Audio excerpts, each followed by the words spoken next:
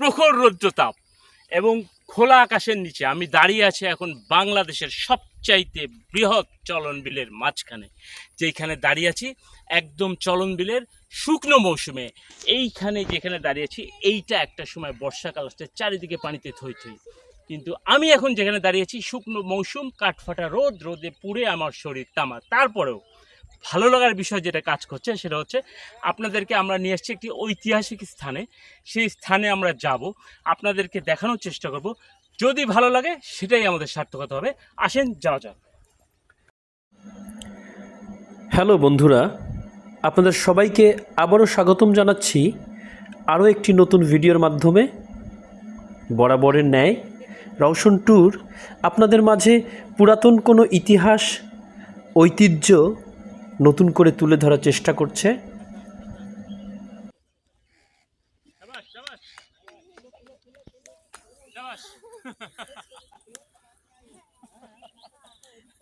আমি পারবো না। টেকনিক দেখছো, পুরা মনে হচ্ছে হাতি পিঠে উঠে গেল, কিন্তু অ্যাকচুয়ালি কিন্তু বাফেলো, মহিষ।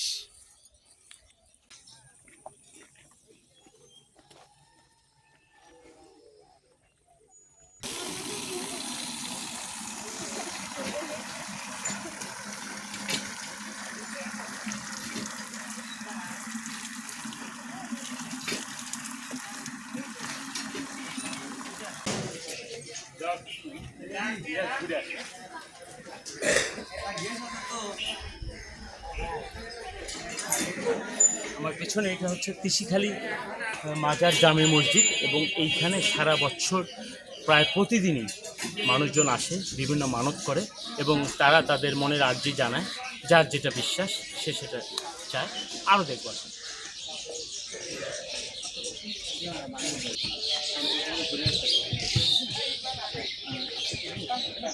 মানে উনি যে ওই যে তিসি ফলটা খেয়েছিল এই জন্য উনি অনুতপ্ত হয় যে আমি কার গাছের ফসলটা খেলাম। তাহলে ওই জমি মালিকের কাছে উনি যায়, মাপ চাইছে, বলছে যে আমার কাছে টাকা পয়সা না, আমাকে মাপ দেওয়া লাগবে, আর না হলে আমাকে খাটা আলু সব দিতে হবে। আচ্ছা আচ্ছা আচ্ছা। তখন উনি টাকা দিতে পারেননি, খাটিয়ে 14 বছর খাটার পর উনি এখানে এসে ঝাঁপ দিতে।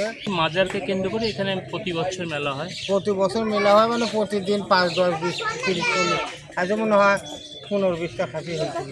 মানে এখানে আসে মানুষ মানত করে সব সময় এমন করে না যে 2-10-20টা খাসি আছে না, বিভিন্ন মুরগি টুরগি মানত করে, রান্না বাড়ি করে, এখানেই খাওয়া দাওয়া করে এবং এই মাজারকে তারা বিশ্বাস করে এই কাজগুলো করে। ঠিক আছে বন্ধুরা, আজ আমরা আপনাদের নিয়ে এসেছি নাটোর সিংড়া উপজেলার ঐতিহাসিক চলন বিলের মাঝখানে অবস্থিত হজরত ঘাসি দেওয়ান রহমতুল্লাহ আলাইহিসাল্লামের মাজারে।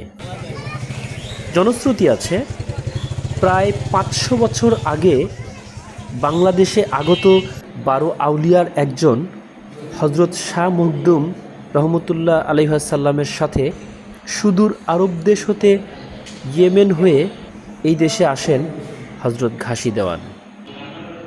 শাহ মখদুমের নির্দেশে তৎকালীন সময়ে নাটোর মহকুমার সিংড়া এলাকায় ধর্মপ্রচারে আসেন এই ব্যক্তি।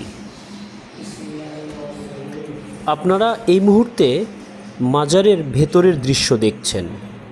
বিভিন্ন জায়গা থেকে আগত ভক্তবৃন্দ এবং মনের আশা পূরণ করার লক্ষ্যে অনেক মানতকারী এসেছেন মাজার পরিদর্শন করতে।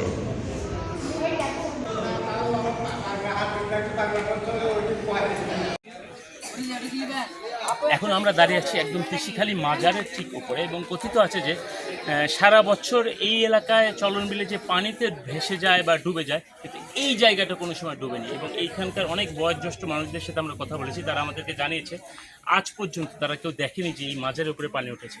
আর এইখানে আমার চারপাশে যে দোকানগুলো দেখতে পাচ্ছেন, এই দোকানগুলো এখানে সারা বছরই থাকে এবং সারা বছরই এখানে মানুষের আনাগোনা চলে।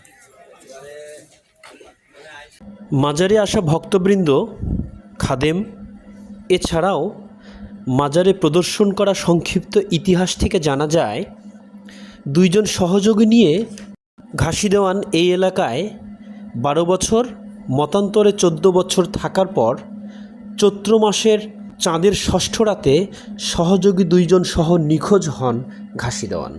পরের দিন মাজারস্থলে 3টি কবর জেগে ওঠে। এলাকাবাসীর বিশ্বাস এটাই ঘাসি দেওয়ান ও তার 2 সহযোগীর কবর। সেদিন থেকেই গড়ে ওঠে হজরত ঘাসি দেওয়ানের মাজার শরীফ, অর্থাৎ তিসিখালীর মাজার।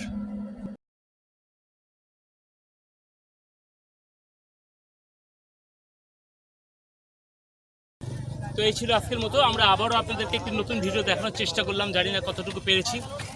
আপনাদের যদি আমাদের ভিডিও দেখে এতটুকু ভালো লেগে থাকে, যদি মনে হয় এখানে আসবেন দেখবেন, তো সেটাই। ভালো থাকবেন, দোয়া রাখবেন, আমাদের সাথেই থাকবেন। আসসালামু আলাইকুম।